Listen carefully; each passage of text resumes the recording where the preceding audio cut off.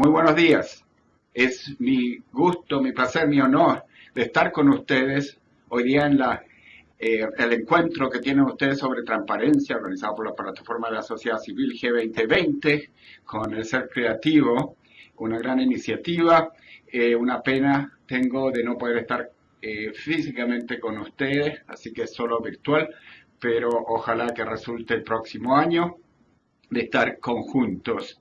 Por ahora les ofrezco en forma más virtual ciertas reflexiones desde un punto de vista de un marco empírico global, con el poder de los datos, un marco comparativo. Sobre España ustedes saben mucho más, así que seré escueto. Y el marco es también más amplio que transparencia. Yo ya lo vi en los materiales que ustedes han provistos, que son excelentes, de que para mirar el asunto de transparencia y para avanzar hay que mirar a los nexos con otros aspectos de gobernabilidad y gobernanza.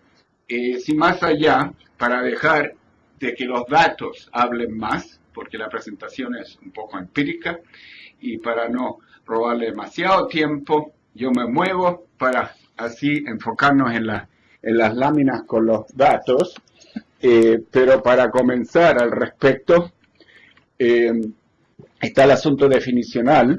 En general se habla mucho en español, cuando se habla de governance se dice gobernabilidad, pero la gobernabilidad, según la Real Academia de la Lengua de ustedes mismas, es la cualidad de lo gobernable. La gobernanza es más amplia y mucho más útil para nosotros, pero el arte o manera de gobernar para el logro de un desarrollo económico, social e institucional duradero y para sano equilibrio entre el Estado, la sociedad civil y el mercado de la economía. Nos vamos más a lo práctico. Hace más de 15 años con colaboradores, con socios, y tomamos una iniciativa para analizar y medir la gobernanza.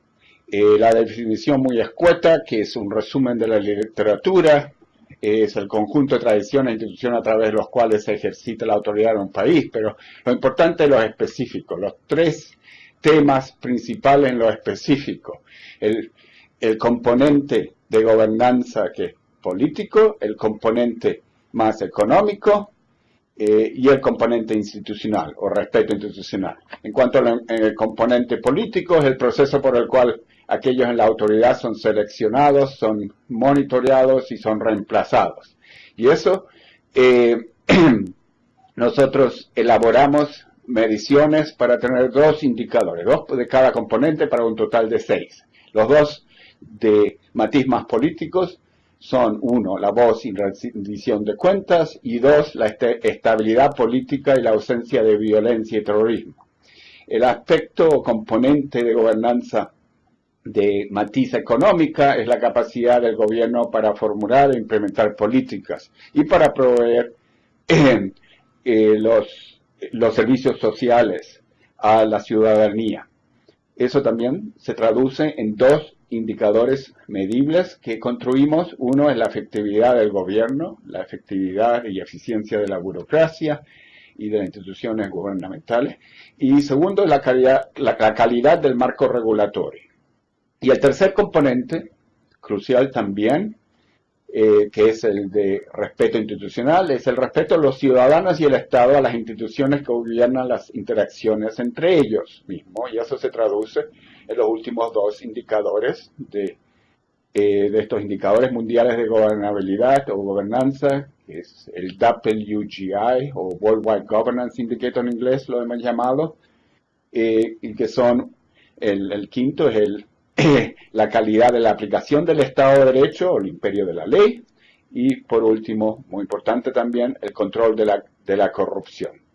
Dos puntos para recalcar es la importancia en este sentido de mirar el marco más amplio de gobernanza, porque todos están ligados, pero donde se ve que el control de la corrupción no es lo mismo que gobernanza. Gobernanza es más amplio, pero para entender el control de la corrupción, para entender transparencia que entra en los nexos con control de la corrupción, con Estado de Derecho, con la efectividad del gobierno en proveer en forma transparente sus sus políticas, sus acciones, sus presupuestos, es muy importante mirarlo en forma más amplia y no en forma angosta.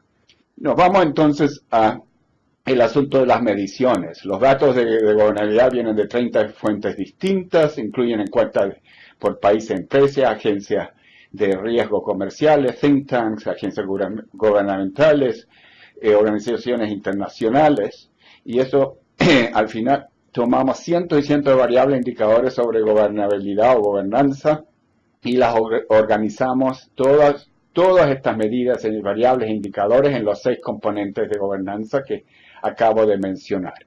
Y hemos estado midiendo esto desde 1996 hasta fines de 2013. Lo hacemos anualmente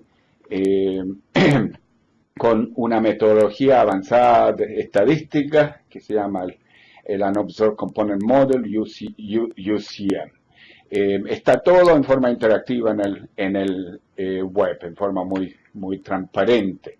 Esto es solo para mostrar, para que me crean, el tipo de fuentes que utilizamos. Así que nosotros no proveemos ningún ranking o rating o análisis nuestro de cómo le está yendo al país. No es nuestra opinión, sino es lo que analizan estos analistas, los ciudadanos, los empresarios, cientos de miles de respuestas de todas estas fuentes que están mencionadas en esta lámina. Esto va a ser compartido también con ustedes. ¿Qué sale de todo esto? Entonces salen los 6 indicadores. Aquí doy un ejemplo en forma de gráfico.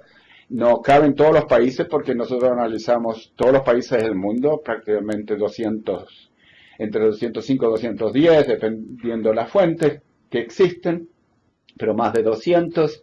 Aquí se ven unos 50 por razones de espacio, pero para dar una pauta de las grandes diferencias que hay en el mundo en cuanto a la calidad de gobernanza. En este caso, el control de la corrupción. Ustedes ven que hacia arriba de cada una de las columnas hay una línea finita. Ese es el margen de error. Le damos mucha importancia a ser muy transparente y preciso sobre el grado de imprecisión de los datos que existe, y por lo tanto significa que todos los países que están de luz verde, en forma estadística uno no puede decir que uno es mucho mejor que el otro, pero al mismo tiempo no son fatales, porque no son tan grandes, y por lo tanto uno sí puede hacer inferencias de que los países que están de luz amarilla son distintos que de luz roja y naranja y de verde, etcétera. Y también en el tiempo, si las tendencias y los cambios son grandes, pueden ser significativos también desde el punto de vista estadístico. Esto es una forma de mirar, viene todo del web también, el mapa del punto de vista global, en este caso la calidad del Estado de Derecho, 2013, se ve grandes diferencias. Si uno mira ya las Américas, por ejemplo, a mano izquierda, y aquí le hago un zoom a la América, uno ve una cosa interesante, que ha habido en general la tendencia de generalizar para continentes, y eso puede conllevar a mitos, porque por ejemplo en América Latina, o las Américas, incluyendo América Central, se ve diferencias enormes. Está todo el rango entre luz verde, que está como los mejores, como Canadá, y para ser súper transparente, yo soy de Chile, así que quiero mencionar el caso chileno, que relativamente hablando está bien y comparado con países como Canadá, pero está todo el rango con amarillo de Brasil, los rojos de Venezuela, y mucho entre medio. Así que generalizar sobre continentes es peligroso al respecto. Ahora seguramente muchos de ustedes están interesados, bueno, cómo le ha ido a España. Obviamente ustedes lo saben, no es secreto de que ha habido desafíos importantes en el país.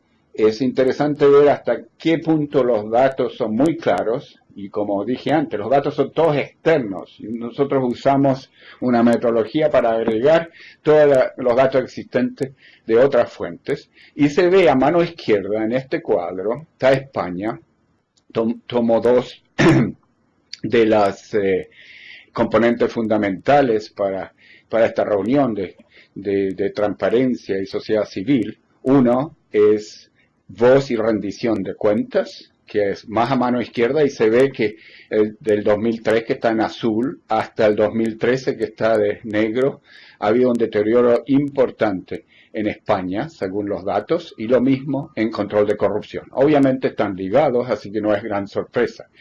Para comparación, y para ver de que eso no es una tendencia mundial, el mundo en general se ha quedado más o menos estancado en todos estos temas, ni como promedio, ni con gran auge, ni con gran deterioro, y especialmente en países industrializados, como España. Por eso, para compararlo, lo pongo a mano izquierda, a mano derecha, donde se ve nuevamente las pautas donde han quedado relativamente estables. Y en el caso de voz y rendición de cuentas, y en el caso de control de corrupción, en el 2013, tan significativamente más altos que en España. Y ese no era el caso hace una década, no era el caso en el 2003, donde España en voz y rendición de cuentas estaba por encima de los países industrializados, ahora está por debajo, y en control de corrupción estaba más o menos al mismo nivel, y ahora muy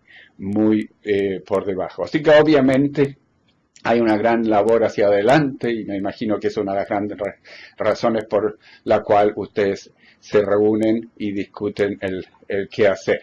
Ahora, es fácil quedarse pegado a veces en asuntos de transparencia y corrupción de un punto de vista bastante tradicional, donde se mide mucho los sobornos. Por ejemplo, en este caso, con datos muy específicos que hemos tenido ya muchos años, uno puede medir los sobornos, las coimas en licitación, y se ve que en América Latina, por ejemplo, es mucho más alto que en la G7 en Estados Unidos, Latinoamérica en azul, Estados Unidos en negro.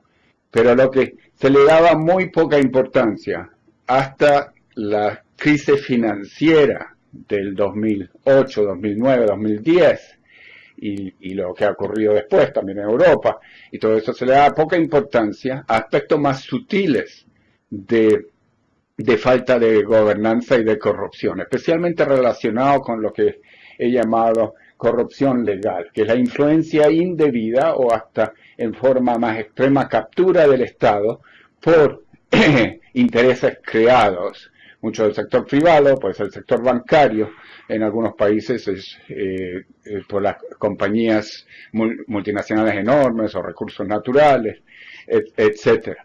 Y si miramos la comparación con la misma fuente de datos, que son empresarios mismos que responden a cuestionarios, vemos que a mano derecha ahora, como sube el aspecto de corrupción, si se incluye en eso solamente la corrupción legal, que las influencias indebidas en cuanto a las políticas, a las regulaciones, y a los decretos, el marco regulatorio, todo eso, ya sea en el aspecto financiero o económico. Y se ve que en el caso de Estados Unidos, por ejemplo, sube enorme. Y esto ya era con datos en el 2004, mucho antes de la crisis financiera de Wall Street, que después se expande a Europa. Yo creo que es muy importante mirar estos aspectos de corrupción que son políticos, que tienen una matiz extra legal, a veces legal, a veces ilegal,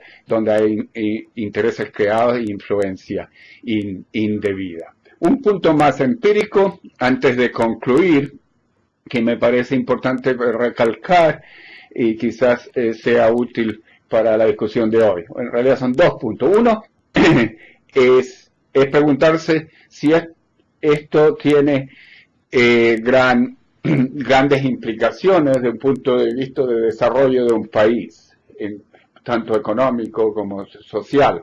Y la respuesta es sí. Hemos hecho esa investigación ya hace bastante tiempo con todos los datos que existen y distintas metodologías y encontramos que hay un dividendo enorme del desarrollo y para el desarrollo y el crecimiento que viene de la buena gobernanza, que lo calculamos en 300% como promedio. ¿Qué significa 300% como promedio?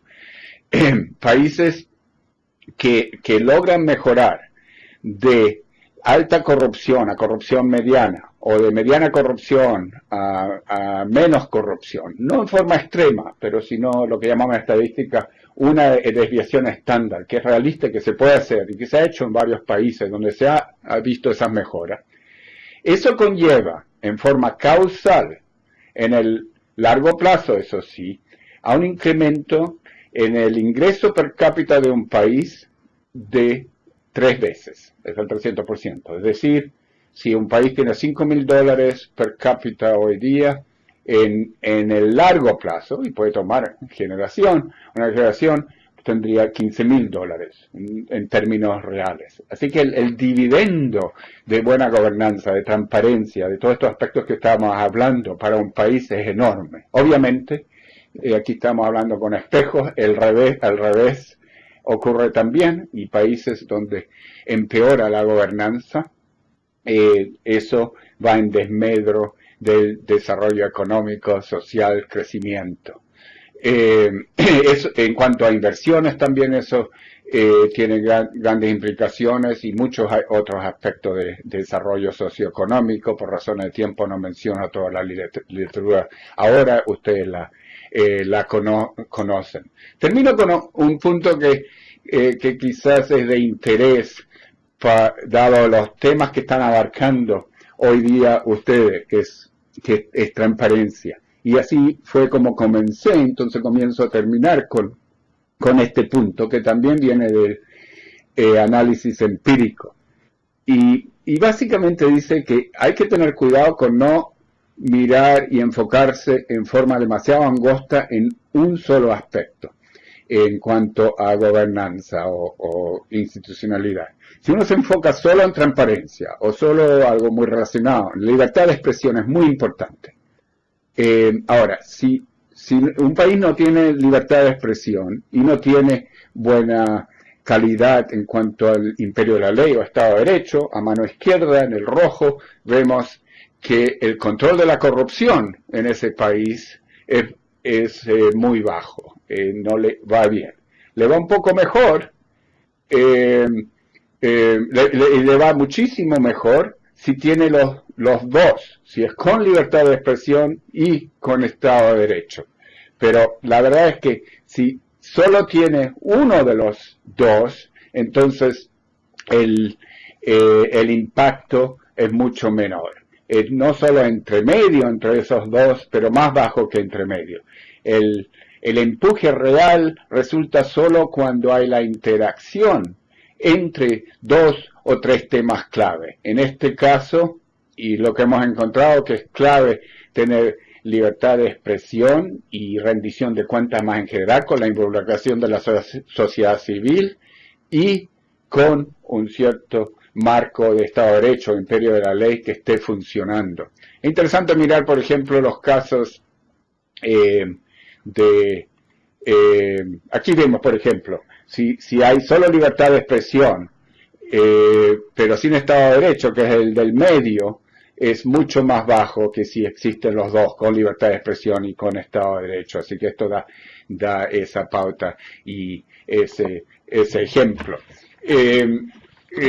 Vuelvo donde ustedes, para concluir, es interesante mirar el caso, por ejemplo, de México, que es un país pionero en cuanto a asuntos de transparencia, ya sea en cuanto a licitaciones en el web, el Compranet, pero también en cuanto a todo la ley de accesos de información, que ha sido pionera en el mundo, especialmente en implementación, es excelente, pero han tenido grandes desafíos en cuanto al Estado de Derecho, el imperio de la ley, y el problema de corrupción todavía persiste, y hoy en día vemos los desafíos que tiene un país como eso. Así que es importante mirar la interacción entre los dos. En Chile había mucho menos transparencia que en México por muchos años, pero mucho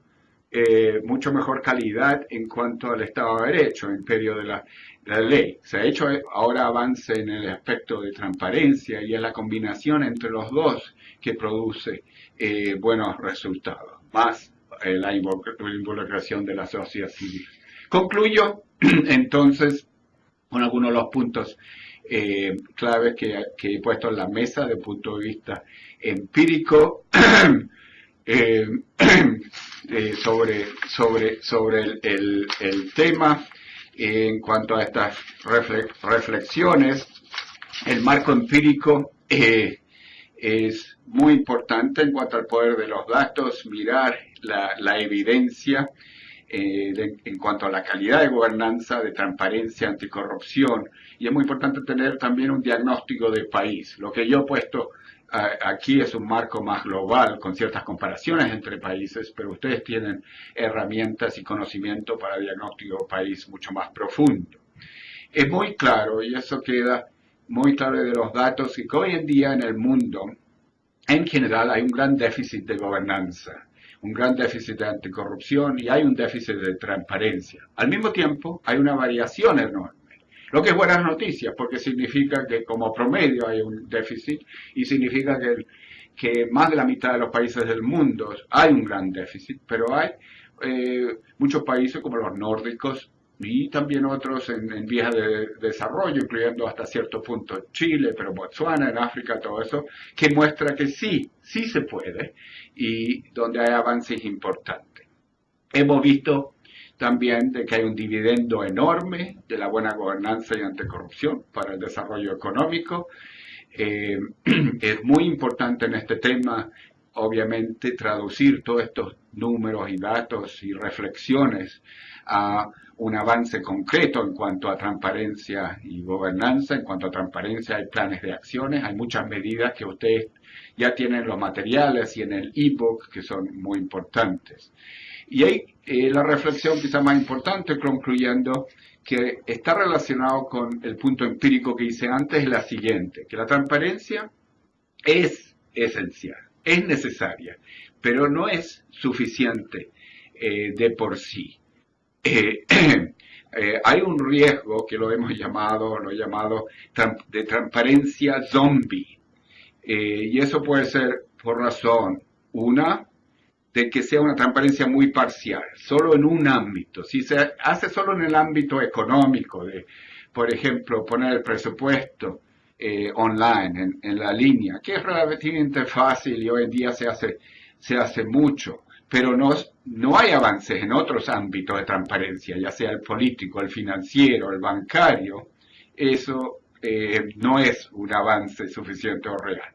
Segundo componente de una posible transparencia zombie es cuando hay transparencia sin rendición de cuentas, sin la involucración adecuada de la sociedad civil, sin el entorno para que haya libertad de expresión y haya una rendición de cuentas que sea real en el caso. Entonces la transparencia se queda sin seguimiento, sin accountability o rendición de cuentas. Y tercero, el punto que vimos antes es también transparencia zombie, si solo la información sale afuera, pero no hay un imperio de la ley, no hay un Estado de Derecho que funciona, es una transparencia sin sanción entonces, una transparencia con impunidad. Eso también es zombie. Entonces por eso es importante mirar a estos aspectos institucionales complementarios.